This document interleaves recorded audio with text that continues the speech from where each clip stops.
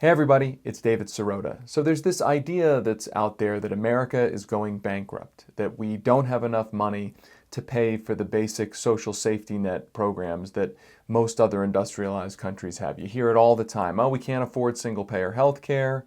We can't afford free or reduced rate college. We can't afford to rebuild our infrastructure because we supposedly have these huge deficits. Now, we do have big deficits, but there is money available to do the kinds of things that other industrialized countries do. It's just our country has chosen not to spend those resources on those basic necessity programs, healthcare, infrastructure, and the like. Instead, new data shows exactly where a lot of that money has gone.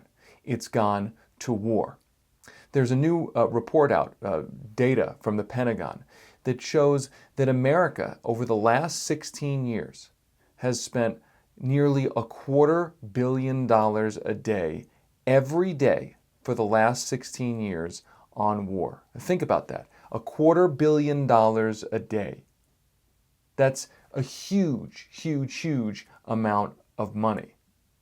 It's $1.4 trillion since September 11th.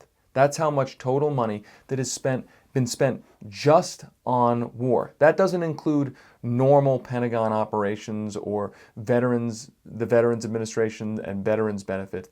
That is money that's on specifically for the wars that the United States has been involved in since September 11. $250 million a day, every single day, for 16 years. So the point here is that when you hear public officials saying that we don't have money to pay for all the kinds of things that many other industrialized countries have, that what they're really saying is that the country has chosen not to spend the resources that we do have on those particular programs, but we have chosen to spend a huge amount of money on things like wars.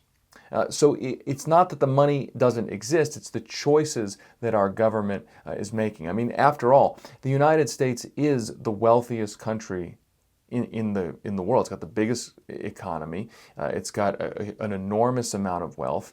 The questions that have come up, how can smaller, for instance, European or Scandinavian countries afford great reduced rate or free college? How can they afford single-payer universal health care systems? How can they afford that when they have a smaller economy? They're essentially less wealthy than the United States. It's because those countries aren't spending nearly as much on things like war than the United States is spending.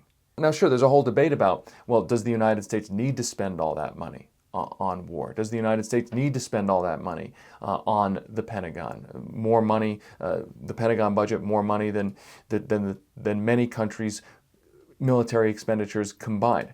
Does that need to be spent? I think many Americans, when you look in polls about military spending, when you look at polls about whether we should be engaged in preemptive wars or not, that the public has been saying, no, we shouldn't really be involved in those things. We shouldn't be spending so much of our national wealth on wars and on the military.